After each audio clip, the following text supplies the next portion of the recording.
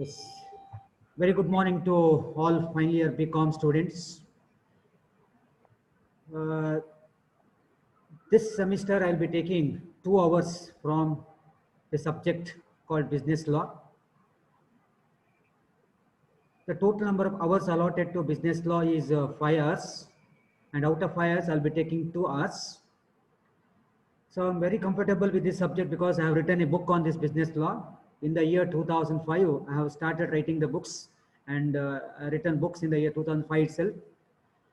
The Mangalore University has also recommended these books for BBM and BCom courses. So as far as subject is concerned, I am nothing to worry. So this subject is little difficult to score, but nothing to worry. You follow my instructions, you follow my guidelines. Definitely you can score full marks. Like accountancy, you can also score.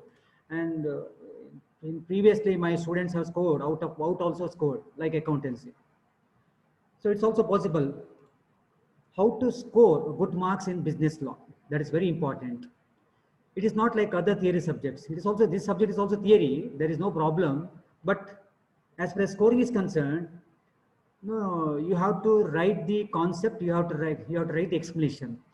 Explanation itself is not sufficient. You have to support the point with the cases. There are so many cases here, and as per the syllabus, you have to study 10 different important cases. It is there. It is mentioned in the syllabus. So that 10 cases you have to study. ಆ 10 case ನೀವು ಕಲೀಲೇಬೇಕು. In addition to that 10 cases, ಆ 10 case ಅಲ್ಲದೆ ನಾನು ನಿಮಗೆ ಬೇರೆ ಬೇರೆ ಕೇಸನ್ನು ನಾನು ಕ್ಲಾಸ್ ಮಾಡುವಾಗ ನಿಮಗೆ ನಾನು ಕೋಟ್ ಮಾಡಿ ಕೇಸಸ್ ಅನ್ನು ಹೇಳ್ತೇನೆ ನಾನು. So while writing the exam, you have to write the point, you have to explain the point, you have to mention the case, you have to give the facts of the case, you have to explain the cases, and you have to mention the examples. When you have to mention the example, when there is no case loss. For example, for a particular point, there is no case loss. ನಾನು ನಿಮಗೆ case law ಹೇಳಿರುವುದಿಲ್ಲ. ಆಗ ನಾನೇನು ಮಾಡ್ತೇನೆ ನಿಮಗೆ, instead of case law, I will give you the example. So what you have to do is, you have to remember the cases, you have to note down the examples. ನಾನು ಪಾಠ ಮಾಡಿದ್ದನ್ನ ನೀವು class points ಮಾಡ್ಕೊಳ್ಳಿ, ಅದೇ notes ಆಗುತ್ತೆ ನಿಮಗೆ. Okay, so ಈ ರೀತಿ ಮಾಡಿದರೆ ನಿಮಗೆ definitely you can score very well. So most important is we have to mention and you have to explain the cases, and you have to, in the absence of cases, you have to mention the examples. Is it okay? Yes. Now I'll come to the subject. The subject, name of the subject is business law. There are two different concepts you can see. There are two different terms you can see in the title. Now, what is business? You have started studying this from first PUC onwards. You had a subject in the first PUC, you had a subject called business studies. So I will not explain and I will not ask the question, what is business? Because you all studied and you know. The second term or the second concept is law. The term law is also, it is not very new to you because you already studied in the first BCom itself, you have studied Indian Constitution, ICL, correct? So you know a little bit about the law. Now, can anybody tell the meaning of law? ಯಾರಾದರೂ ಒಬ್ರು ಲಾ meaning ಅನ್ನು ನಿಮ್ಮ ಪ್ರಕಾರ ನೀವು ಅರ್ಥ ಮಾಡಿಕೊಂಡಾಗೆ, what is ಲಾ? ನಿಮ್ಮ ಪ್ರಕಾರ ಲಾ ಹೇಳಿದ್ರೆ ಏನು? What is law? Even if you commit mistake, my dear students, nothing to worry. The reason is, there is no unanimous definition as far as the term is concerned. ಎಲ್ಲರೂ ಒಪ್ಪಿಕೊಳ್ಳುವಂತ ಒಂದು ಲಾಗೆ definition ಇಲ್ಲ. ಹಾಗಾಗಿ ನೀವೇನು definition ಕೊಡ್ತೀರಿ, ನೀವೇನು meaning ಕೊಡ್ತೀರಿ, ಅದು ನಾನು ತಪ್ಪು ಅಂತ ಹೇಳಿಕ್ಕಾಗಲ್ಲ. Whatever you say is also right, because you have understood the term law. ನೀವು ಹೇಗೆ ಅರ್ಥ ಮಾಡ್ಕೊಂಡಿದ್ದೀರಿ ಅದನ್ನು ನೀವು ಹೇಳ್ತೀರಿ. ಈಗ ಯಾರಾದರೂ ಹೇಳ್ತೀರಾ ಆನ್ಸರ್ನ, ವಾಟ್ ಈಸ್ ಲಾ ಅಂತ, ನೀವು ಅನ್ಮ್ಯೂಟ್ ಮಾಡಿ ನನ್ನ ಹತ್ರ ಮಾತಾಡಬೇಕು. ನೀವು ಮೀನಿಂಗ್ ಹೇಳುವಾಗ ಅನ್ಮ್ಯೂಟ್ ಮಾಡ್ಕೊಳ್ಳಿ ನಿಮ್ಮದು ಆ ಆಡಿಯೋದು, ನನಗೆ ಹೇಳಿ.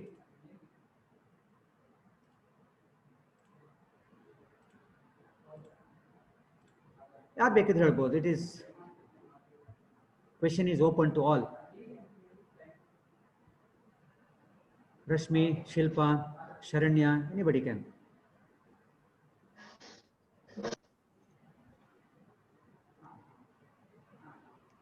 Yeah, Shilpa, I think raise their hand, please. Yeah, please. Rakshita, alwa? Yes, please tell me. What is law?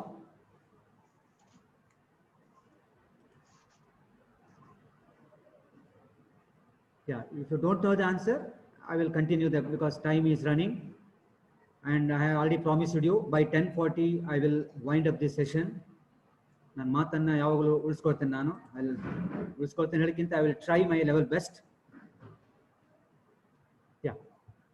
So what is law? If I ask the question to the final BCom students, I know very well that the final BCom students may think of law as it is one of the subjects which we need to study so as to get the BCom degree. BCom degree ಸಿಗಬೇಕಿದ್ರೆ ನಮಗೆ ತುಂಬ subject ಇದೆ, ಅದರಲ್ಲಿ ಒಂದು subject business ಲಾ, ಅದನ್ನು ಓದಬೇಕು, ಅದನ್ನು ಓದಿ ನಾವು ಪಾಸ್ ಮಾಡಬೇಕು, ಹಾಗಿದ್ರೆ ಮಾತ್ರ ನಮಗೆ BCom degree ಸಿಗುತ್ತೆ. So you may think of law is one of the subjects which we need to study in BCom. Your answer is correct. And you may say that ಹೀಗೂ ಹೇಳ್ಬೋದು ನೀವು, business law is very simple sir, business law is nothing but the law relating to business. ಬಿಸಿನೆಸ್ಸಿಗೆ ಸಂಬಂಧಪಟ್ಟ ಲಾ ಅನ್ನು business ಲಾ ಅಂತ ಹೇಳ್ತಾರೆ ಅಂತ ನೀವು ಹೇಳ್ಬೋದು. The second answer is also correct. ನೀವು whatever you say, because ನೀವು ಅರ್ಥ ಮಾಡ್ಕೊಂಡಾಗ ನೀವು ಹೇಳ್ತಾ ಇದ್ದೀರಿ, ಅದನ್ನು ತಪ್ಪು ಅಂತ ಹೇಳಲಿಕ್ಕೆ ಆಗಲ್ಲ. The reason is there is no unanimous definition as the term is law is concerned. ಹೀಗೆ ಅಂತ ಯಾರು ಎಕ್ಸಾಕ್ಟ್ ಆಗಿ ಡಿಫೈನ್ ಮಾಡಿಲ್ಲ. Different people have define the term law in different ways, ಅವ್ರದ್ದೇ ಆದ ರೀತಿಯಲ್ಲಿ ಹೇಳಿದ್ದಾರೆ. Well my dear students, now I will ask the question, what is law to an ordinary citizen? ನೀವು ಪ್ರಶ್ನೆ ನನ್ನ ಹತ್ರ ಕೇಳ್ಬೋದು, ವಾಟ್ ಈಸ್ ಲಾ ಅಂತ ಕೇಳ್ಬೋದು. ನಾನು as N ordinary citizen I may think of law as law is nothing but set of rules and regulation which we must obey. Note ಮಾಡ್ಕೊಳ್ಳಿ, ಲಾ ಹೇಳಿದ್ರೆ ಏನು? Set of rules and regulation which we must ಒಬೇ, or set of rules and regulations which are prevailing among us. ನಮ್ಮ ಸುತ್ತಮುತ್ತ ಇರುವ rules and regulation ಏನೇನು ಅದಕ್ಕೆ ನಾವು ಲಾ ಅಂತ ಹೇಳ್ಬೋದು. ಆ್ಯಂಡ್ ಅಗೇನ್ ನಮ್ಮ ಸುತ್ತಮುತ್ತ ಇರುವಂಥ ರೂಲನ್ನು ನಾವು ಫಾಲೋ ಮಾಡಲೇಬೇಕಾಗುತ್ತೆ, ಎಕ್ಸೆಪ್ಷನ್ ಆಗ್ಲಿಕ್ಕೆ ಚಾನ್ಸೇ ಇಲ್ಲ. Rule is applicable to all, correct? Yeah. So ಇದು ಒಂದು ಆನ್ಸರ್ ಆಯಿತು. Ordinary citizen may think of law as set of rules and regulation which we must ಒಬೇ.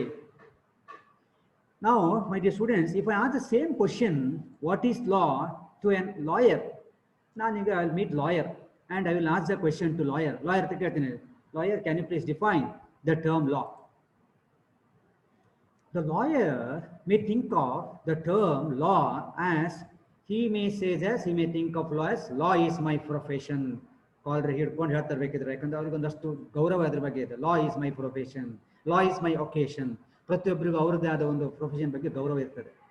ಹಾಗಾಗಿ ಆಟೋಮೆಟಿಕ್ ಆಗಿ ಕೈ ಹೋಗ್ತದೆ, ಕುತ್ತಿಗೆ ಹೋಗ್ತದೆ, ಬಟನ್ ಅಂದರೆ ಟೈಟ್ ಆಗಿ ಹೇಳುವಂಥದ್ದು, ಅದು ಒಂದು ಗೌರವದಲ್ಲಿ ಹೇಳ್ಕೊಳ್ಳುವಂಥದ್ದು. So lawyer may think of lawyers is my profession, is my vocation. Lawyer is also correct. Now I will ask the same question to judge. You know judge, one who give the judgment is called judge. ಕೋರ್ಟಲ್ಲಿ judgment ಕೊಡ್ಲಿಕ್ಕೆ ನಿಮ್ಗೆ ಗೊತ್ತಲ್ಲ, cinema ನೋಡಿದ್ದೀರಿ ನೀವು. Judge he May think of, ನಾನು ಅದೇ question ಕೇಳ್ತೇನೆ, what is ಲಾ ಅಂತ ಜಡ್ಜ್ ಕೇಳ್ತೇನೆ. The judge may think of law as, law is, ಅವರ ಆನ್ಸರ್ ಮಕ್ಕಳೇ, law is a guiding principles to be followed while giving the judgment. ಅವ್ರು ಹೇಳ್ತಾರೆ ಲಾ ಹೇಳಿದ್ರೆ guiding principles to be followed while giving the judgment. Judgment ಕೊಡುವಾಗ ನಾನು ಕೆಲವೊಂದು guidelines ಅನ್ನು follow ಮಾಡಬೇಕಾಗತ್ತೆ, ಅದು ಲಾ ಅಂತ ಅವ್ರು ಹೇಳ್ತಾರೆ. So his answer is also correct. ನೋಡಿ, ನಿಮ್ಮ ಆನ್ಸರೇ ಬೇರೆ, ನನ್ನ ಆನ್ಸರೇ ಬೇರೆ, ಆರ್ಡಿನರಿ ಸಿಟಿಸನ್ ಆನ್ಸರೇ ಬೇರೆ, ಲಾಯರ್ ಆನ್ಸರೇ ಬೇರೆ, ಜಡ್ಜಿನ ಆನ್ಸರೇ ಬೇರೆ. ಅದಕ್ಕೆ ನಾನು ಆಗಲಿದ್ದು ನಿಮಗೆ, different people have define the term law in different ways. However we need to come to a common conclusion. ನಾವೆಲ್ಲ ಒಟ್ಟಾಗಿ ಒಂದು ಕನ್ಕ್ಲೂಷನ್ ಬರಬೇಕು, ಒಂದು ಆನ್ಸರ್ ಬರಬೇಕಾಗತ್ತೆ. At least for the examination point of view ಅದೊಂದು ಕನ್ಕ್ಲೂಷನ್ ಬರಬೇಕಾಗತ್ತಲ್ವಾ. ಆ್ಯಂಡ್ ಮೋರ್ ಅಪ್ರೋಪ್ರಿಯೇಟ್ ಆಗಿರಬೇಕು, ಅದು ಸುಮ್ಮನೆ ಎಕ್ಸಾಮ್ ಬರೋದಿಲ್ಲ, ಮೋರ್ ಅಪ್ರೋಪ್ರಿಯೇಟ್ ಆಗಿರಬೇಕು. ಸೊ ಹೇಗೆ ಅಂತ ಹೇಳಿದರೆ, law is nothing but it is a guiding principles, set of rules and regulation which is to be observed by every citizen is called law. ಈ ರೀತಿ ಹೇಳ್ಬೋದು. ತುಂಬಾ ಸಿಂಪಲ್ ಆಗಿ ಹೇಳೋದಾದ್ರೆ set of rules and regulation which we must obey, or rules and regulation which are prevailing among us. ನಮ್ಮ ಸುತ್ತಮುತ್ತ rules ಅನ್ನು ನಾವು ಅದನ್ನು ಫಾಲೋ ಮಾಡಬೇಕಾಗುತ್ತೆ, ಅದಕ್ಕೆ ನಾವು ಲಾ ಅಂತ ಹೇಳ್ಬೋದು. ಓಕೆ, ನಾವು we are all social beings, no doubt. ಸಮಾಜದಲ್ಲಿ ಬದುಕೋರೆಲ್ಲೂ ಸಹ ಸೋಷಿಯಲ್ ಬೀಯಿಂಗ್ಸ್. ನಾನು ಒಬ್ಬನಾಗಿ ಏನೂ ಅಚೀವ್ ಮಾಡ್ಲಿಕ್ಕೆ ಆಗಲ್ಲ ಅಲ್ವಾ? ಅದೇ ಗ್ರೂಪಲ್ಲಿ ಸೇರ್ಕೊಂಡವಾಗ we can achieve many things. So we the social beings, are as a social being, ಕರೆಕ್ಟಾಗಿ ಕೇಳ್ಕೊಳ್ಳಿ ಸೆಂಟೆನ್ಸನ್ನು. As a social being, man comes into contact with different persons in different places and in different capacities. I'll repeat, it's a meaningful sentence. As a social being, ನಾವು ಇರ್ಬೋದು, ನಾನು ಇರ್ಬೋದು, ನೀವು ಇರ್ಬೋದು, ಯಾರೇ ಇರ್ಬೋದು. As a social being, man comes into contact with the different persons. ನಾವು ಬೇರೆ ಬೇರೆ ವ್ಯಕ್ತಿಗಳನ್ನ ಮೀಟ್ ಮಾಡ್ತೇವೆ, ಕರೆಕ್ಟ್ ಅಲ್ಲ? Different persons, we contact different persons in different places. ಬೇರೆ ಬೇರೆ ಪ್ಲೇಸಲ್ಲಿ ನಾನು ಒಮ್ಮೆ ಉಡುಪಿಯಲ್ಲಿ ಮೀಟ್ ಮಾಡ್ತೇನೆ ಒಬ್ಬರನ್ನ, ಮತ್ತೊಬ್ಬರನ್ನ ಬೈಂದೂರಲ್ಲಿ ಒಬ್ಬರು ಮೀಟ್ ಮಾಡ್ತೇನೆ, ಒಬ್ಬರನ್ನ ಬೆಂಗಳೂರಲ್ಲಿ ಮೀಟ್ ಮಾಡ್ತೇನೆ, ನಾನು ಡೆಲ್ಲಿ ಹೋದ ಡೆಲ್ಲಿಯಲ್ಲಿ ಯಾರು ಮೀಟ್ ಮಾಡ್ತೇನೆ. Different places and in different capacities. Different capacities. ನಾವು I am teaching you, correct ಅಲ್ಲ? ನಾನು ನಿಮಗೆ ಪಾಠ ಮಾಡ್ತಾ ಇದ್ದೇನೆ. It means that the relation between me and you is, or you and me is student and teacher. Now what is my role? My role is a teacher now. Andre in the capacity of teacher, I am taking the classes to you. So hage nim jote nanu maataduvaga ivaga my role is teacher. The same Dr. Umesh Maya will go to canteen, will go to restaurant, will go to LIC canteen, and there I will have some food. Now please tell me, my dear students, in the canteen, in the restaurant, what is my position? Do you think I am a lecturer there? College canteen nalli athava LIC canteen nalli restaurant alli nannanu lecturer agi consider ಮಾಡಲ್ಲ ಅವರು. They will consider me as a consumer or customer. ನಾನು parcel ತಗೊಂಡ್ರೆ customer, ಅಲ್ಲೇ ನಾನು ತಿಂಡಿ ತಿಂದರೆ ನಾನು, my role is consumer. I think you are studied in the marketing subject. ಕಸ್ಟಮರಿಗೂ ಕನ್ಸ್ಯೂಮರಿಗೂ ತುಂಬ ವ್ಯತ್ಯಾಸಗಳಿದೆ ಅಲ್ವಾ? ಸೊ ಹಾಗಿದ್ರೆ ನೋಡಿ, same Umesh Maiya went to hotel, went to canteen, went to restaurant. ನಾನು ಆಗ ಟೀಚರಾಗಿ ಕೆಲಸ ಮಾಡಿದೆ. ಈಗ ನಾನು ಕ್ಯಾಂಟೀನ್ಗೆ ಹೋದವಾಗ ಏನಾಯಿತು, ಕ್ಯಾಂಟೀನಲ್ಲಿ ನಾನು ಕಸ್ಟಮರು ಅಥವಾ consumer. I am not A teacher. ನಾನು ನಮ್ಮ ಕಾಲೇಜ್ ಕ್ಯಾಂಟೀನ್ ಹೋಗಿ ಸರಿ ತಿನ್ಕೊಂಡು ನಾನು ದುಡ್ಡು ಕೊಡದೆ ಹಾಗೆ ಬರ್ಲಿಕ್ಕಾಗತ್ತಾ? No, I have to pay money, because as a customer, as a consumer I have to pay ಅಲ್ವಾ? ನಾನು ಲೆಕ್ಚರ್ ಅಂತ ಟ್ರೀಟೇ ಮಾಡಲ್ಲ ಅಲ್ಲಿ. Is it clear? ನಾವು when I am going in a bus, ನಾನೀಗ ಬಸ್ಸಲ್ಲಿ ಟ್ರಾವೆಲ್ ಮಾಡ್ತಾನೆ ಇಟ್ಕೊಳ್ಳಿ. Same doctor Umesh my is traveling in a bus. What is my relations with the bus owner or the driver or the conductor? There I am not lecturer. They will not be considered as lecturer, and they are not knowing that. No, they are not knowing that I am lecturer. ನಾನು lecture ಅಂತ ಅವ್ರಿಗೆ ಗೊತ್ತಿರೋದಿಲ್ಲ. ನಾವೇನು board ಹಾಕೊಳ್ಳಲ್ಲ lecture ಅಂತ ಅಲ್ವಾ? ನಾನು doctor G Shankar lecture ಅಂತ board ಹಾಕೊಳ್ತೇವಾ? Board ಹಾಕೊಳ್ಳಲ್ಲ, ಗೊತ್ತಾಗಲ್ಲ ಅವರಿಗೆ. So soon after boarding the bus, ಅಂದರೆ ಬಸ್ ಹತ್ತಿದ ತಕ್ಷಣ there is a legal binding on the part of me that I need to demand the ticket. Bus ticket ತಗೊಳ್ಳೇಬೇಕು. ನಾನು ಅವನು ಕೊಡ್ದಿದ್ದು ನಾನು ಕೇಳಬೇಕು. ನಾನು ಅಲ್ಲಿ ಹೋಗಬೇಕು, ನಾನು ಕುಂದಾಪುರ ಹೋಗಬೇಕು, ಮಣಿಪಾಲ್ ಹೋಗಬೇಕು, ನಾನು ಯಾವ ಪ್ಲೇಸ್ ಹೋಗ್ಬೇಕು ನಂಗೆ ಗೊತ್ತಿರುತ್ತೆ. ನಾನು ಆ ಪ್ಲೇಸ್ ಹೆಸರು ಹೇಳಿ ಹಣವನ್ನು ಅವನಿಗೆ ಕೊಡಬೇಕು. ಅಂದರೆ in the bus when I am travelling, I am not A lecturer. What is my relationship with the bus? As A passenger. Correct ಅಲ್ಲ? ನೋಡಿ, ದ ಸೇಮ್ ಉಮೇಶ್ ಮಯ್ಯ ಒಂದು ಕಡೆ ಲೆಕ್ಚರರ್ ಕಾಲೇಜಲ್ಲಿ, ಪ್ಲೇಸ್ ನೋಡಿ, ಕೆಪಾಸಿಟಿಯನ್ನು ಲೆಕ್ಚರರ್. ಕ್ಯಾಂಟೀನ್ಗೆ ಹೋದವಾಗ ಕನ್ಸ್ಯೂಮರ್ ಅವ್ರ ಕಸ್ಟಮರ್, ಅದೇ ಪರ್ಸನ್, ಅದೇ ಉಮೇಶ್ ಮಯ್ಯ. ಕರೆಕ್ಟ್ ಅಲ್ಲ? ಬಸ್ಸಲ್ಲಿ ಹೋಗುವಾಗ ಪ್ಯಾಸೆಂಜರ್ ವಿತ್ ದಿ ಗೌರ್ಮೆಂಟ್. ನಾನು when I am paying the tax ಇಟ್ಕೊಳ್ಳೋ, ಟ್ಯಾಕ್ಸ್ ಕೊಡ್ತಾ ಇದ್ದೇನೆ, ಈಗ ಟ್ಯಾಕ್ಸನ್ನು ಕಟ್ತಾ ಇದ್ದೇನೆ ಗೌರ್ಮೆಂಟಿಗೆ, ಅಥವಾ ಟ್ಯಾಕ್ಸನ್ನು ಇನ್ಕಮ್ ಟ್ಯಾಕ್ಸ್ ಗೌರ್ಮೆಂಟಿಗೆ ಕಟ್ತಾ ಇದ್ದೇನೆ. ಆಗ ನನ್ನ ಪೊಸಿಷನ್ ಏನು ಹೇಳಿ? My position is as a tax payer. Relationship between government is as a tax payer. ಅಲ್ಲಿ ನಾನು ಲೆಕ್ಚರ್ ಅಂತ ಕನ್ಸಿಡರ್ ಮಾಡಲ್ಲ. Suppose you are the income tax officer, ನೀವೇ ನನಗೆ ಇನ್ಕಮ್ ಟ್ಯಾಕ್ಸ್ ಆಫೀಸರ್ ಆಗಿ ಬರ್ತೀರಿ ಇಟ್ಕೊಳ್ವಾ, ನನಗೆ ಟ್ಯಾಕ್ಸ್ ಅನ್ನು ಕಡಿಮೆ ತಗೊಳ್ಳಿಕ್ಕೆ ಆಗುತ್ತೆ ನಿಮಗೆ, ನನ್ನ ಸರ್ ನನ್ನ ಲೆಕ್ಚರರು ಇವರು ಟ್ಯಾಕ್ಸ್ ಕಟ್ಟು ಬೇಡ ಅಂತ ನಿಮ್ಗೆ ಹೇಳಿ ಬರ್ತದಾ? No, you can't say like that, because you have again as an income tax officer you have the legal bindings. Tax ತಗೊಳ್ಳೇಬೇಕು, ಅದೇನು ರೂಲ್ ಪ್ರಕಾರ ನಾನು ಟ್ಯಾಕ್ಸ್ ಕಟ್ಟಲೇಬೇಕಾಗುತ್ತೆ, ನೀವು ತಗೊಳ್ಳೇಬೇಕಾಗುತ್ತೆ. ಟೀಚರ್ ಬೇಡ ಅಂತ ಹೇಳಿಕ್ಕೆ ಆಗಲ್ಲ. So I will repeat, as a social being ನಾನು man comes into contact with different people. ನಾನು ಡಿಫರೆಂಟ್ ಪೀಪಲ್ ಹೇಳಿದೆ ನಿಮಗೆ, ಕ್ಯಾಂಟೀನ್ ಬಸ್ಸಲ್ಲಿ ಹೇಳಿದೆ ನೋಡಿ ಅಲ್ವಾ, different people in different places. ಒಮ್ಮೆ ಬಸ್ಸಲ್ಲಿ, ಒಮ್ಮೆ ಕಾಲೇಜಲ್ಲಿ, ಒಮ್ಮೆ ಕ್ಯಾಂಟೀನಲ್ಲಿ, ಕರೆಕ್ಟ್ ಅಲ್ಲ? ಟ್ಯಾಕ್ಸ್ ಇನ್ಕಮ್ ಟ್ಯಾಕ್ಸ್ ಟ್ಯಾಕ್ಸ್ ಕಟ್ಟಲಿಕ್ಕೆ ಹೋದೆ ನಾನು, correct? Different places and in different capacities. ಇಲ್ಲಿ ಟೀಚರು, ಅಲ್ಲಿ ಟ್ಯಾಕ್ಸ್ ಪೇಯರು, ಮತ್ತೊಂದು ಕಡೆ passenger. And at the home I am one of the family members. ನನ್ನ ರೋಲ್ ಏನು ಮನೆಯಲ್ಲಿ? One of the family members. ನಾನೇ ದೊಡ್ಡವನಾಗಿದ್ರೆ, ಎಲ್ಡರ್ಲಿ, ನಮ್ಮನ್ನ ಇಡೀ ಫ್ಯಾಮಿಲಿ ನಾನು ದೊಡ್ಡವನಾಗಿದ್ರೆ ನನಗೆ ಆಗ ಒಂದು ಪಟ್ಟ ಕೊಡ್ತಾರೆ, ಏನಂತ ಹೇಳಿದ್ರೆ ಯಜಮಾನ, ಕರೆಕ್ಟ್ ಅಲ್ಲ? C, in all these cases, I think this sentence artha aaytu nimage, in all these cases, in all these circumstances, we the human beings are required to observe certain set of rules and regulations. ಈ ಎಲ್ಲಾ ಸಂದರ್ಭಗಳಲ್ಲಿ we the human beings are required to follow certain set of rules and regulations. Follow ಮಾಡಲೇಬೇಕು rules and regulation, no ಹೇಳಲಿಕ್ಕೆ ಇಲ್ಲ. For example, ನಾನೀಗ ಬಸ್ಸಲ್ಲಿ ಹೋಗಬೇಕು, ಬಸ್ಸಲ್ಲಿ ಹೋಗ್ತಾ ಇದ್ದಾನೆ, ಮುಂದಿನ ಡೋರಲ್ಲಿ ಹತ್ತಿದಾನೆ. ಮುಂದಿನ ಡೋರಲ್ಲಿ ನಿಮ್ಗೆಲ್ಲ ರೂಲ್ ಗೊತ್ತಿದೆ. What's the rule? ಡ್ರೈವರ್ನ ಹಿಂದಿನ 3 ಸೀಟ್ಗಳು ರಿಸರ್ವ್. ಯಾರಿಗೆ? ಮಹಿಳೆಯರಿಗಾಗಿ ಮೀಸಲಾತಿ. ನಾನು ಅಲ್ಲಿ ಸೀಟ್ ಖಾಲಿದೆ ಅಂತ ಕೂತ್ಕೊಂಡ್ರೆ ಕಂಡಕ್ಟರ್ ಬಂದು ನನ್ನನ್ನು ಎಬ್ಸ್ಬೋದು. ಯಾಕೆ? There is a rule. ಅವನು ಹೇಳ್ತಾನೆ, ಸರ್ ದಯವಿಟ್ಟು ಹೇಳಿ, these seats are reserved for female members, ಮಹಿಳೆಯರಿಗಾಗಿ ಮೀಸಲಾಗಿದೆ, ಹಾಗಾಗಿ ನೀವು ಕೂತ್ಕೊಳ್ಳಿಕ್ಕಿಲ್ಲ ಅಂತ ಹೇಳಿದ್ರೆ ನಾನು ಕೇಳಲೇಬೇಕು. ನೀವು ಹೇಳಲಿಕ್ಕಿಲ್ಲ. ನಾನು ಲೆಕ್ಚರರು, ನಾನು ಕೂತ್ಕೊಳ್ತೇನೆ ಅಂತ ಕೇಳ್ತಿಲ್ಲ. ನೋ, ತಪ್ಪು.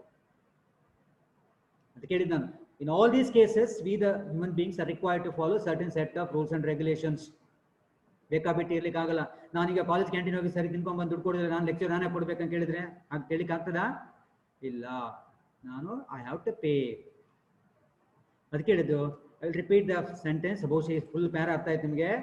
As a social being, man comes into contact with different persons in different places in different capacities. In all these circumstances, we the human beings are required to follow certain set of rules and regulations. I think this para is completely artha aaytu nimgalva? Fine. Now, I may say, I can conclude that, my dear students, no community can live without rules and regulations. No community can live without rules and regulation. Yava communities are without rules and regulations sarve aglikku agalla. For example, you take Hindu community. In Hindu community, we are required to follow certain set of rules and regulation. ಕೆಲವೊಂದು traditions ಇದೆ. ಹಬ್ಬವನ್ನು ಆಚರಣೆ ಮಾಡುವುದು, ಆ tradition ಪ್ರಕಾರ ನಾವು ಹಬ್ಬವನ್ನು ಆಚರಣೆ ಮಾಡ್ತೇವೆ. ನಮ್ಮದೇ ಆದ ಟ್ರೆಡಿಷನ್ಸ್ ಇದೆ, ಕರೆಕ್ಟ್ ಅಲ್ಲ? Similarly, you take Christian community. Even in the Christian community also, they have got their own rules and regulations. So, based on the traditions, based on the rules and regulations, ಅವರು ಅವರ ಹಬ್ಬವನ್ನು ಆಚರಣೆ ಮಾಡ್ತಾರೆ. ಅದೇ ರೀತಿಯಲ್ಲಿ Muslim ಕಮ್ಯುನಿಟಿಯಲ್ಲೂ ಸಹ ಹಾಗೆ ಅವರದೇ ಆದ ರೂಲ್ಸ್ ಅಂಡ್ ರೆಗ್ಯುಲೇಷನ್ ಇರುತ್ತೆ, ಅವರದೇ ಆದ ಟ್ರೆಡಿಷನ್ಸ್ ಇರುತ್ತೆ. ಅದರ ಪ್ರಕಾರ ಅವರ ಹಬ್ಬವನ್ನು ಆಚರಣೆ ಮಾಡಬೇಕಾಗತ್ತೆ. ಆ ಕಮ್ಯುನಿಟಿಯಲ್ಲಿ ಹುಟ್ಟಿದ ಮೇಲೆ, ಆ ಕಮ್ಯುನಿಟಿಯಲ್ಲಿ ಗುರುತಿಸಿಕೊಂಡ ಮೇಲೆ ನಾವು ಆ ರೂಲ್ಸ್ ಅಂಡ್ ರೆಗ್ಯುಲೇಷನ್ ಫಾಲೋ ಮಾಡಬೇಕಾಗತ್ತೆ. ಅದಕ್ಕೆ ನಾನು ಹೇಳಿದ್ದು, my dear students, no community can live without rules and regulations. ಅರ್ಥ ಆಯ್ತಾ? Well, your subject name is business law. ಏನಿದು? What is business law? ಈ ಬಿಸಿನೆಸ್ ಲಾಗೆ ದರ್ ಆರ್ ಡಿಫರೆಂಟ್ ಟರ್ಮ್ಸ್, ಬೇರೆ ಬೇರೆ ಟರ್ಮ್ಸ್ ಇದೆ, my dear students. Business law is also called mercantile law.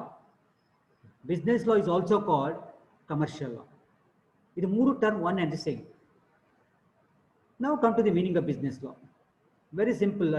Business law, law relating to business, law relating to business activities, law prevailing among the businessmen are called business law.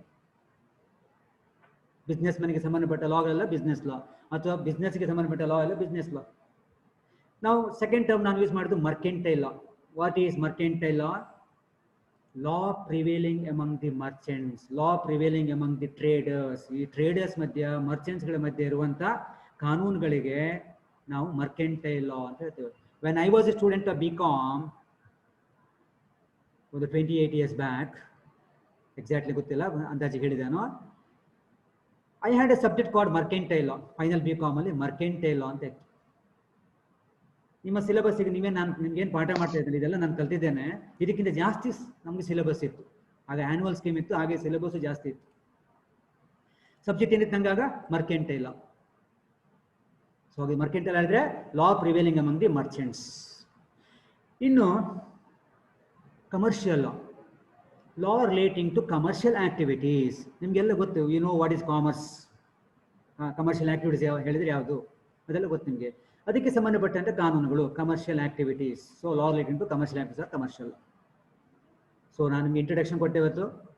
Business ಲಾ ಬಗ್ಗೆ ಹೇಳಿದೆ, ಲಾ definition ಬಗ್ಗೆ ಹೇಳಿದೆ, mercantile ಲಾ ಹೇಳಿದೆ, commercial ಲಾ ಹೇಳಿದೆ. Now, do you think law is static? As far as nature of law is concerned, ನಾನು ಮಾತಾಡ್ತಿರೋದು ಈಗ as far as nature of law is concerned, the question will arise that is law static? ನಿಮ್ಗೇನು answer ಗೊತ್ತಿದ್ರೆ ಹೇಳಿ. Do you think law is static? Do you think law is constant? ನಿಮ್ಮ ಪ್ರಕಾರ ಕಾನೂನು constant ಆಗಿರುತ್ತಾ, change ಆಗ್ತಾ ಇರುತ್ತಾ? ನಿಮ್ಗೆ answer ಗೊತ್ತಿದ್ರೆ ನೀವು ಅನ್ಮ್ಯೂಟ್ ಮಾಡಿ ಆನ್ಸರ್ ಮಾಡಬಹುದು.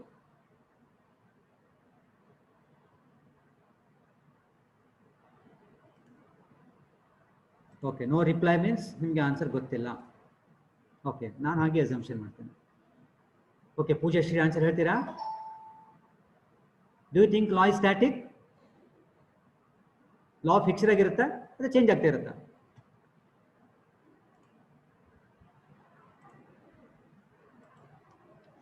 So, okay, the answer is law is not static. Law is not static. Law change ಆಗ್ತಾ ಇರುತ್ತದೆ. Law is a dynamic one. Law is dynamic. As and when circumstances, as and when usage changes, the law is also changes. Usage, customs ಇದೆಲ್ಲ change ಆದಾಗೆ, traditions ಎಲ್ಲ change ಆದಾಗೆ ಕಾನೂನುಗಳು change ಆಗುತ್ತೆ. Take ನಾವು example, because of the Covid ಏನಾಯ್ತು, ಈಗೆಲ್ಲ online class ಬರಬೇಕಾಯ್ತು. ನಾನು ಒಂದು MCom ಕ್ಲಾಸಲ್ಲಿ ಹೇಳ್ತಾ ಇದ್ದೆ, ನಾನು ದಿನ ಬರುತ್ತೆ, ಮುಂದಿನ ಒಂದು ದಿವಸ ಬರುತ್ತೆ, you have to bring the mobile to classes. Compulsory mobile ತರಬೇಕಾಗತ್ತೆ. ಆಗ ನೀವು ಮೊಬೈಲ್ ತರೋದಿಲ್ಲ, ಮೊಬೈಲ್ ಹಾಳಾಗಿದೆ, ಅದಿಲ್ಲ ಇದಿಲ್ಲ ಅಂತ ಹೇಳ್ತೀರಿ. ಈಗ ಮೊಬೈಲ್ ತರಬಾರ್ದು ಅಂತ ಹೇಳಿದ ಕಣ್ಣಿಗೆ ತರಲಿಕ್ಕೆ ಪ್ರಯತ್ನ ಮಾಡ್ತೀರಿ. ನಾನು ಕ್ಲಾಸಲ್ಲಿ ಹೇಳಿದ್ದೇನೆ, ಈಗ ನೋಡಿ ಮೊಬೈಲೇ ಬೇಕಾಯ್ತು ನಮಗೆ ಇವಾಗ. ನೋಡಿ, ಆನ್ಲೈನ್ ಕ್ಲಾಸ್ ಮೇಡ್ ಕಂಪಲ್ಸರಿ. ಈ ತಿಂಗಳು ಫುಲ್ ಆನ್ಲೈನ್ ಕ್ಲಾಸ್ ನಿಮ್ಗಂತ ಕಂಪಲ್ಸರಿ ಆಗಿದೆ. ನೀವು ಮಿಸ್ ಮಾಡ್ಕೊಂಡ್ರೆ you are the losers. So we have to do our duty. Correct? Law is not static, law is dynamic one. It is ever changing, change ಆಗ್ತಾ ಇರುತ್ತೆ. ನಾವು what is the object of law? ನಿಮ್ಮ ಪ್ರಶ್ನೆಗೆ ಯಾಕೆ ನಾವು ಕಲಿಬೇಕು? What is the object? What is the purpose of law? ಇದನ್ನ ನಾನು ನೆಕ್ಸ್ಟ್ ಕ್ಲಾಸಲ್ಲಿ ಹೇಳ್ತೇನೆ. ಯಾಕಂದ್ರೆ ನನ್ನ ಟೈಮ್ ನಾನು ನಿಮ್ಗೆ ಹೇಳಿದ್ದೇನೆ 10:40ಗೆ ಮುಗಿಸ್ಬೇಕು ಅಲ್ವಾ? ಎಸ್, ನಾವು it is a time to you can interact with me. So next ಕ್ಲಾಸಲ್ಲಿ ಆಬ್ಜೆಕ್ಟ್ ಆಫ್ ಲಾ ಹೇಳ್ತೇನೆ, need for knowledge of law ಹೇಳ್ತೇನೆ. ಓಕೆ, ಈಗ ನೀವು ನಿಮ್ಗೆ ಏನಾದ್ರು ಕೇಳಲಿಕ್ಕಿದ್ರೆ, if you want any clarification or if you any doubts, you can interact with me. Unmute ಮಾಡಿ ಮಾತಾಡಬೇಕು, ಆಯ್ತಾ? ರೆಡಿ ಮಾಡ್ಕೊಳ್ಳಿ. ಮೀನ್ ವೈಲ್ ನನ್ನ ಕರೆಕ್ಟಾಗಿ ಕೇಳ್ಕೊಳ್ಳಿ. ಈಗ ನಿಮ್ಮ ಅಟೆಂಡೆನ್ಸ್ ತೆಗಿತೆ ನಾನೀಗ. ಅಟೆಂಡೆನ್ಸ್ ಹೇಗೆ ಅಂತ ನಿಮ್ಮ ಕೈಯಲ್ಲಿ ಉಂಟು. ಈಗ ನನ್ನನ್ನು ಬ್ಲೇಮ್ ಮಾಡಲಿಕ್ಕಿಲ್ಲ, ಕರೆಕ್ಟಾಗಿ ಕೇಳ್ಕೊಳ್ಳಿ. ನಿಮ್ಮ ಅಟೆಂಡೆನ್ಸ್ ನೀವು ಹಾಕ್ಬೇಕೀಗ. ಎಲ್ಲಿ ಹಾಕ್ಬೇಕು ಅಂತ ಹೇಳಿದ್ರೆ, ಚಾಟ್ ಬಾಕ್ಸ್ ಅಂತ ನೋಡಿ, ಕೆಳಗಡೆ ಇದೆ ನೋಡಿ, ರೈಟ್ ಸೈಡಲ್ಲಿ ಚಾಟ್ ಬಾಕ್ಸ್ ಸಿಗುತ್ತೆ ನಿಮಗೆ. ಚಾಟ್ ಬಾಕ್ಸಲ್ಲಿ ನೀವು ನಿಮ್ಮ ಲಾಸ್ಟ್ 3 ನಂಬರ್ನ ಹಾಕಬೇಕು. ನೋಡಿ, ನಾನು ಟೈಪ್ ಮಾಡ್ತಾ ಇದ್ದೇನೆ, ಗುಡ್ ಮಾರ್ನಿಂಗ್ ಅಂತ ಟೈಪ್ ಮಾಡಿದ್ದಾನೆ. ನೋಡಿ, ಸಿಕ್ಕಿದೆ ನೋಡಿ ನಿಮಗೆ. ಎಸ್, ಗುಡ್ ಮಾರ್ನಿಂಗ್ ಅಂತ ಬಂತು ನೋಡಿ.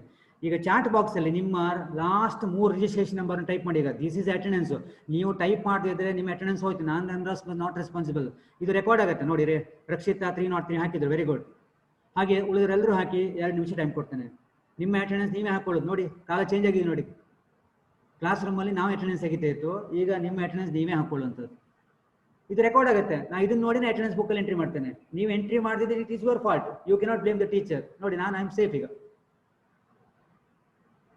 ಕ್ಲಾಸಿಗೆ ಅಟೆಂಡ್ ಆಗದೆ ಇದ್ದವ್ರಿಗೆ ಅಟೆಂಡೆನ್ಸ್ ಹಾಕ್ಲಿಕ್ಕಾಗತ್ತೆ ಅಲ್ಲಿ? ಇಲ್ಲ. ನೀವು ಹೇಳ್ಬೋದು ನಾನು ಕ್ಲಾಸಿಗೆ ಬಂದಿದ್ದೆ ಅಂತ ನೀವು ಹೇಳಿ ನಾಳೆ ನಂದು ಆರ್ಗ್ಯೂ ಮಾಡ್ಬೋದು. ಈಗ ಆರ್ಗ್ಯೂ ಮಾಡ್ಲಿಕ್ಕೆ ಅವಕಾಶ ಇಲ್ಲ. ಯಾಕೆ ಹೇಳಿ? ನೀವು ಬಂದಿದ್ದು ಹೌದೇ ಅಂತ ಆದರೆ ಚಾಟ್ ಬಾಕ್ಸಲ್ಲಿ ನಿಮ್ಮ ಅಟೆಂಡೆನ್ಸ್ ನೀವೇ ಹಾಕೊಳ್ಬೇಕು. ಲಾಸ್ಟ್ 3 ನಂಬರ್ಸ್ ಹಾಕಿ ಸಾಕು, ನಂಗೆ ಹೆಸರು ಗೊತ್ತಾಗುತ್ತೆ. ಬೇಗ ಬೇಗ ಹಾಕಿ. ಚಾಟ್ ಬಾಕ್ಸ್ ಅಲ್ಲಿ ಗೊತ್ತಾಗಿಲ್ಲ ಅಂತ ಫ್ರೆಂಡ್ಸ್ ಹತ್ರ ಕೇಳ್ಕೊಳ್ಳಿ, ನಿಮ್ಗೆ ಟೈಮ್ ಕೊಡ್ತೇನೆ ನಾನು. ಚಾಟ್ ಬಾಕ್ಸ್ ಅಲ್ಲಿ you put your last 3 registration number. ಅದು ನಾನು ಅದನ್ನ ನೋಡಿ ಅಟೆಂಡೆನ್ಸ್ ಬುಕ್ ಅಲ್ಲಿ ಎಂಟ್ರಿ ಮಾಡ್ತೇನೆ. ನನಗೆ ಸೇವ್ ಮಾಡ್ಲಿಕ್ಕೆ ಆಗುತ್ತೆ ಇದು. ಆ್ಯಂಡ್ ಅರ್ಥ ಮಾಡ್ಕೊಳ್ಳಿ, ನೀವು ಎಷ್ಟು ಗಂಟೆಗೆ ಬಂದು ಕ್ಲಾಸಿಗೆ ಜಾಯ್ನ್ ಆಗಿದ್ದೀರಿ, ಎಷ್ಟು ಗಂಟೆಗೆ ಎಕ್ಸಿಟ್ ಆಗಿದ್ದೀರಿ, ಇದೆಲ್ಲ ರೆಕಾರ್ಡ್ ನನಗೆ ಸಿಗುತ್ತೆ. ಇದೆಲ್ಲ ಮಾಹಿತಿ ನನಗೆ ಸಿಗ್ತದೆ ಎಕ್ಸೆಲ್ ಶೀಟ್ ರೂಪದಲ್ಲಿ. ನೀವು ನನ್ನ ಹತ್ರ ಆರ್ಗ್ಯೂ ಮಾಡಲಿಕ್ಕೆ ಆಗೋದಿಲ್ಲ, ಯಾಕಂದರೆ ಟೆಕ್ನಾಲಜಿ ಮಿಸ್ಟೇಕ್ ಮಾಡೋದಿಲ್ಲ, ನಾವು ಮಿಸ್ಟೇಕ್ ಮಾಡ್ಬೋದು. ನೀವು ಎಷ್ಟು ಗಂಟೆ ಬಂದಿದ್ದೀರಿ, ಎಷ್ಟು ಗಂಟೆ ಹೋಗಿದ್ದೀರಿ, ಎಲ್ಲ ಎಷ್ಟು ಗಂಟೆ ನನ್ನ ಕ್ಲಾಸ್ ಕೇಳಿದ್ದೀರಿ ಎಲ್ಲ ಗೊತ್ತಾಗುತ್ತೆ. ನೀವು ಲೈವಲ್ಲಿ ಇದೆಲ್ಲ ಗೊತ್ತಾಗುತ್ತೆ ನನಗೆ. ಹಾಂ, ಬೇಗ ಬೇಗ ಹಾಕ್ತಾ ಇದ್ದೀರಲ್ಲ.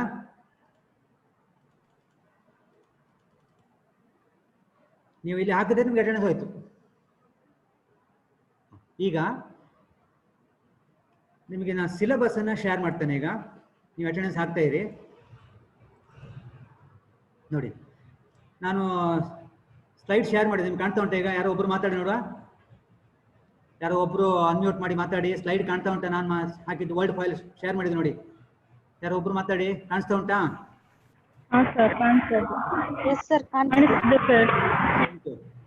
ಈಗ ನೋಡಿ, unit 1 introduction, meaning of law ಇವತ್ತಾಯ್ತು, ಮೀನಿಂಗ್ ಆಫ್ ಮರ್ಕೆಂಟೈಲ್ ಆಯ್ತು, ಸೋರ್ಸಸ್ ನೆಕ್ಸ್ಟ್ ಕ್ಲಾಸಲ್ಲಿ ಮಾಡ್ತೇನೆ ನಾನು. ಯೂನಿಟ್ 1 ನಾನು ಮಾಡ್ತೇನೆ, ಆಮೇಲೆ ಯೂನಿಟ್ 2 ಅನ್ನು ನಾನು ಮಾಡ್ತೇನೆ, ಆಮೇಲೆ ಯೂನಿಟ್ 4 ನಾನು ಮಾಡ್ತೇನೆ. Unit 1, unit 2, okay. ಆಮೇಲೆ ಗೆಸ್ಟ್ ಲೆಕ್ಚರ್ ಮಾಡ್ತೇನೆ. ಓಕೆ, ಆಯ್ತಲ್ಲ? ನಾನು ಇವತ್ತು ಸಂಜೆ ನಿಮಗೆ ಇದರ ಸಿಲೆಬಸ್ನ PDF ಫೈಲ್ ನಿಮಗೆ ಕಳಿಸ್ತೇನೆ, ಗ್ರೂಪಲ್ಲಿ ಹಾಕ್ತೇನೆ, ಮತ್ತೆ ಬರ್ಕೊಳ್ಳಿ, ಆಯ್ತಾ? ಕ್ಲಿಯರ್? ಈಗ ಬರ್ಕೊಳ್ಳಬೇಡ, ನಾನು ಮತ್ತೆ ಕಳಿಸ್ತೇನೆ. ಯೂನಿಟ್ 1, ಯೂನಿಟ್ 2 ಮತ್ತೆ ಯೂನಿಟ್ 4 ನಾನು ಮಾಡೋದು, ಉಳಿದಿದ್ದನ್ನು ಗೆಸ್ಟ್ ಲೆಕ್ಚರ್ ಮಾಡ್ತಾರೆ. ಬೈ ಈವ್ನಿಂಗ್ ನಾನು ನಿಮಗೆ ಇದರದ್ದು PDF ಫೈಲ್ನ ಕಳಿಸ್ತೇನೆ. ಈಗ ಏನಾದ್ರು ಮಾತಾಡ್ಲಿಕ್ಕೆ ಇದ್ರೆ ಮಾತಾಡಿ, ನಾನು ಟೈಮ್ ಆಗ್ತಾ ಬಂತು, ಇನ್ನೊಂದು 2-3 ಮಿನಿಟ್ಸಲ್ಲಿ ನಾನು ವೈಂಡ್ ಅಪ್ ಆಗ್ತೇನೆ. It is your time to interact. ನಿಮ್ಗೆ ಏನು ಹೇಳಲಿಕ್ಕಿದ್ರೆ ಹೇಳಿ. ಆಮೇಲೆ ವಾಟ್ಸಪ್ ಗ್ರೂಪಲ್ಲಿ ಒಂದು ಮೆಸೇಜ್ ಹಾಕ್ಬೇಕು ನೀವು. ಏನು ಗೊತ್ತಾ? ವಾಟ್ಸಪ್ ಗ್ರೂಪಲ್ಲಿ ನಿಮಗೆ ನಾನು ಲಾಸ್ಟ್ ಸೆಮಿಸ್ಟರ್ ಕಾಸ್ಟಿಂಗ್ ಕ್ಲಾಸ್ ಮಾಡಿದೆ, ಆಡಿಯೋ ಕ್ಲಾಸ್ ಮಾಡಿದೆ ಅಲ್ವಾ? ಅದೇ ರೀತಿ ಕ್ಲಾಸ್ ಮಾಡಿದ್ರೆ ನಿಮಗೆ ಹೆಲ್ಪ್ ಆಗುತ್ತಾ? ನಿಮ್ಮ ಇದನ್ನು ಹೇಳಬೇಕು ನೀವು, ನಂಗೆ ವಾಟ್ಸಪ್ ಗ್ರೂಪ್ ಹೇಳಬೇಕು. ಈಗ 3 ರೀತಿ ಹೇಳಬೇಕು ನೀವು. 100% ತಗೊಳ್ಳಿ, 100% ಬೇಸ್. ನಿಮಗೆ 50% ಆನ್ಲೈನ್ ಕ್ಲಾಸ್ ಬೇಕು, ಒಂದು 30% ಆಡಿಯೋ ಕ್ಲಾಸ್ ಬೇಕು, ಒಂದು 20% ವಿಡಿಯೋ ಕ್ಲಾಸ್ ಬೇಕು. ನಾನು ವಿಡಿಯೋ ಸಹ ಮಾಡಿ ನಿಮಗೆ ಲಿಂಕ್ ಕೊಡ್ತೇನೆ. ನಾನು ಯಾವ ರೀತಿ ಬೇಕು ನಿಮಗೆ, ಈ 3 ಮೆನ್ಷನ್ ಮಾಡಿ ಪರ್ಸೆಂಟೇಜ್ ಹಾಕಬೇಕು. Total percent should be 100. ಅರ್ಥ ಆಯ್ತಾ? ಒಂದು ಆನ್ಲೈನ್ ಕ್ಲಾಸ್ ಎಷ್ಟು ಪರ್ಸೆಂಟೇಜ್ ಬೇಕು, ಆಮೇಲೆ ಆಡಿಯೋ ಕ್ಲಾಸ್ ಲಾಸ್ಟ್ ಸೆಮಿಸ್ಟರ್ ಮಾಡಿದ್ನಲ್ಲ ಅದು ಎಷ್ಟು ಪರ್ಸೆಂಟೇಜ್ ಇರಬೇಕು, ಆಮೇಲೆ ವಿಡಿಯೋ ಕ್ಲಾಸ್ ಎಷ್ಟು ಪರ್ಸೆಂಟೇಜ್, ಒಟ್ಟಿಗೆ ಮಾಡುವಾಗ 100% ಆಗಬೇಕು. ಇದನ್ನ ನೀವು ವಾಟ್ಸಪ್ ಗ್ರೂಪಲ್ಲಿ ಹಾಕಬೇಕು, ಚಾಟ್ ಬಾಕ್ಸಲ್ಲಿ ಹಾಕಬೇಡಿ. Chat box only for attendance. ಇನ್ನು ನಿಮ್ಮ ಕ್ವಶನ್ ಇದ್ರೆ ಕೇಳ್ಬೋದು ಚಾಟ್ ಬಾಕ್ಸಲ್ಲಿ, ಅಥವಾ ಲೈವಲ್ಲಿ ಕೇಳಿ. ನೀವು ಕ್ವಶನ್ ಆದಷ್ಟು ನೀವು ಲೈವಲ್ಲಿ ಕೇಳಿ, ನಾನು ಚಾಟ್ ಬಾಕ್ಸ್ ಜಾಸ್ತಿ ನೋಡಲಿಕ್ಕೆ ಹೋಗಲ್ಲ. ಅಟೆಂಡೆನ್ಸ್ ಪರ್ಪಸ್ಗೆ ಚಾಟ್ ಬಾಕ್ಸ್ ನೋಡ್ತೇನೆ ನಾನು. ವಾಟ್ಸಪ್ ಗ್ರೂಪಲ್ಲಿ ಅಂತ ಕಳಿಸ್ಬೇಕು ನೀವು, ನಿಮ್ಮ ಪ್ರಿಫರೆನ್ಸು. ಈ ರೀತಿಯ ಕ್ಲಾಸೇ ನಿಮಗೆ ಜಾಸ್ತಿ ಬೇಕಾ, ನಾನೀಗ ಮಾಡ್ತಾ ಇದ್ದಲ್ಲ ಆನ್ಲೈನ್ ಕ್ಲಾಸೇ ಜಾಸ್ತಿ ಬೇಕು ನಿಮಗೆ, ಅಥವಾ ಆಡಿಯೋ ಕ್ಲಾಸ್ ಲಾಸ್ಟ್ ಸೆಮಿಸ್ಟರ್ ಮಾಡಿದ್ನಲ್ಲ ರೆಕಾರ್ಡ್ ಮಾಡಿ ಕಳಿಸೋದು, ಅದು ಈಸಿ ಆಗುತ್ತೆ, ಅದು ಪ್ರಕಾರ ಮಾಡ್ತೇನೆ ನಾನು 3 ಮಾಡ್ತೇನೆ ನಿಮಗೆ. ಅದು ಪರ್ಸೆಂಟೇಜ್ ನಿಮ್ಮ ಹೇಳಿ, ನೀವು ನಿಮ್ಮ ಫೀಡ್ಬ್ಯಾಕ್ ತಗೊಂಡು ನಾನೊಂದು ಫೈನಲ್ ಕನ್ಕ್ಲೂಷನ್ ಬಂದು ಅದ್ರ ಪ್ರಕಾರ ಹೋಗ್ತೇನೆ ನಾನು. ಈಗ ಸದ್ಯಕ್ಕೆ ಈ ತಿಂಗಳು ಫುಲ್ ಆನ್ಲೈನ್ ಅಂತ ಹೇಳಿದ್ದಾರೆ ಸರ್ಕಾರ, ಗೊತ್ತಿಲ್ಲ ಬರೋ ತಿಂಗಳು ಆನ್ಲೈನ್ ಕಂಟಿನ್ಯೂ ಆದರೂ ಆಗ್ಬೋದು, ಹೇಳಿ ಗೊತ್ತಿಲ್ಲ. ಬಿಕಾಸ್ ವಿ ಕೆನಾಟ್ ಪ್ರಿಡಿಕ್ಟ್, ಮುಂದೆ ಆದರೂ ಆಗ್ಬೋದು. ಹಾಗಾಗಿ ನಾವು ಅದಕ್ಕೆ ರೆಡಿ ಇರಬೇಕು. ಡಿಸೆಂಬರ್ 24ಕ್ಕೆ ನಿಮಗೆ ಸಿಲೆಬಸ್ ಮುಗಿಸ್ಬೇಕು ನಾವು. ಜನವರಿ 1 ಎಕ್ಸಾಮ್ ಬರುತ್ತೆ, ಸೆಮಿಸ್ಟರ್ ಎಕ್ಸಾಮ್, ನೆನಪಿಟ್ಕೊಳ್ಳಿ my dear students. December 24 last working day, ನಿಮ್ಗೆ ಅಷ್ಟೊಂದು ಸಿಲೆಬಸ್ ಮುಗಿಸ್ ಆಸ್ ಪರ್ ಯೂನಿವರ್ಸಿಟಿ ಕ್ಯಾಲೆಂಡರ್ ಪ್ರಕಾರ. ಈಗ ಡಿಸೆಂಬರ್ 24 ನಾವು ಸಿಲೆಬಸ್ ಮುಗಿಸ್ಬೇಕು ಅಂತಿದೆ 5th ಸೆಮಿಸ್ಟರ್. ಜನವರಿ 1st ವೀಕ್, ಜನವರಿ 1-2ಕ್ಕೆ ನಿಮಗೆ ಎಕ್ಸಾಮ್ ಸ್ಟಾರ್ಟ್ ಆಗುತ್ತೆ ಅಂತ ಯೂನಿವರ್ಸಿಟಿಯ ಕ್ಯಾಲೆಂಡರ್ ಬಂದಿದೆ ನಮಗೆ. ಅದನ್ನು ನಾನು ನಿಮ್ಗೆ ಹೇಳ್ತಾ ಇದ್ದೇನೆ. ಸೊ ನೀವು ರೆಡಿ ಇರಬೇಕು ಅದಕ್ಕೆ. ಅರ್ಥ ಆಯ್ತಾ? ಎಕ್ಸಾಮ್ ಇಲ್ಲ ಅಂತ ಮತ್ತೆ ಕೇರ್ಲೆಸ್ ಇರಬೇಡಿ, ಎಕ್ಸಾಮ್ನಿಗೆ ಗ್ಯಾರಂಟಿ ಇರ್ತದೆ. ಸುಪ್ರೀಂ ಕೋರ್ಟ್ ಆರ್ಡರ್ ಆಗಿದೆ ಫೈನಲ್ ಇಯರ್ ಮಕ್ಕಳು ಎಕ್ಸಾಮ್ ಮಾಡ್ಬೇಕಂತಲ್ವಾ, ಸೊ ಹಾಗೆ ಆಗ್ತದೆ ಎಕ್ಸಾಮ್. ಎನಿ ಡೌಟ್ ಇದ್ರೆ ಕೇಳಿ, ಇಲ್ಲ ನಾನು 1 ನಿಮಿಷದಲ್ಲಿ ವೈಂಡ್ ಅಪ್ ಮಾಡ್ತೇನೆ.